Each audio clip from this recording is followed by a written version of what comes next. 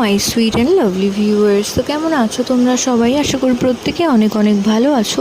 আজকে আমরা চলে এসেছি নতুন আরেকটি ইনফরমেটিভ ভিডিও নিয়ে। আজকে ভিডিওতে কথা বলবো গর্ভাবস্থায় খেজুর খেলে গর্ভের সন্তানের জন্য কতটা নিরাপদ। তো সেই বিষয়ে আজকের আলোচনার সাথে থাকতে হলে অবশ্যই চ্যানেলটিকে সাবস্ক্রাইব করে রাখতে হবে।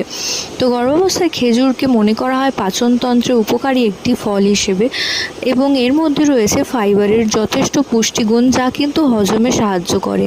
এবং গর্ভাবস্থার প্রথম দিকে যদি ফার্স্ট ট্রাইমেস্টারের দিকে খাওয়া যায়, তো যে সমস্ত গর্ভবতী মহিলাদের কোষ্ঠকাঠিন্যের সমস্যা রয়েছে সেটা থেকে কিন্তু অনেকাংশেই খেজুর কিন্তু সাহায্য করে। এবং যেহেতু ফাইবারের এই সময় অনেক বেশি প্রয়োজন পড়ে, তো এই সময় প্রত্যহ 4 থেকে 5টি খেজুর খাওয়া কিন্তু খুবই ভালো। এবং থার্ড ট্রাইমেস্টারে গিয়ে খেজুর খেলে মনে করা হয় ব্যথামুক্ত নর্মাল ডেলিভারিতে কিন্তু অনেকটাই খেজুর সাহায্য করে। তো গর্ভাবস্থায় প্রথম, দ্বিতীয় এবং